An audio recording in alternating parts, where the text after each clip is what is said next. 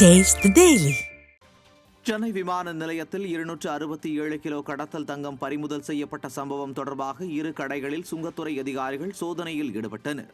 சென்னை விமான நிலையம் வழியாக கடந்த 60 நாட்களில் 167 கோடி ரூபாய் மதிப்புள்ள 267 கிலோ தங்கம் கடத்தியதை விஜிலன்ஸ் அதிகாரிகள் கண்டுபிடித்தனர்.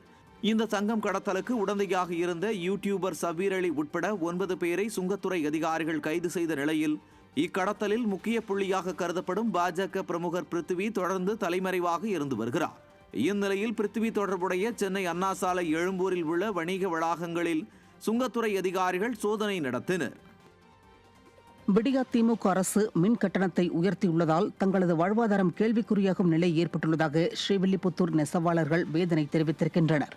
ஸ்ரீவில்லிபுத்தூர் மற்றும் அதன் சுற்றுவட்டார பகுதிகளில் சுமார் 20,000க்கும் மேற்பட்ட மின்தறி நெசவாளர்கள் நெசவு தொழிலில் ஈடுபட்டு வருகின்றனர். இந்த நிலையில் விடியா அரசு திடீரென மின் கட்டணத்தை உயர்த்தியுள்ளதால் தங்களின் வாழ்வாதாரம் கேள்விக்குறியாகும் நிலை ஏற்பட்டுள்ளதாக வேதனை தெரிவித்துள்ள நெசவாளர்கள் உடனடியாக மின் கட்டண உயர்வை திரும்பப் பெற வேண்டுமென வலியுறுத்தியுள்ளனர். மின்கட்டணம் உயர்த்தினால எங்களுக்கு ரொம்ப பாதிப்பு இருக்குது. மேலும் கூலி ரொம்ப கம்மியாக இருக்குது. ஒரு மீட்டருக்கு 12 ரூபா தான் கொடுக்காங்க. எங்களுக்கு கட்ட மாட்டேங்கி ஒரு நாளைக்கு நல்ல வேலை பார்த்தா 300 ரூபாய்க்கு மேலே வேலை ஆக்க முடியல. அதை தமிழக அரசு உடனே பார்த்து நடவடிக்கை எடுத்து மின் உயர் கட்டணத்தை ரத்து செய்ய முடியும். தாழ்மின் கட்டணம்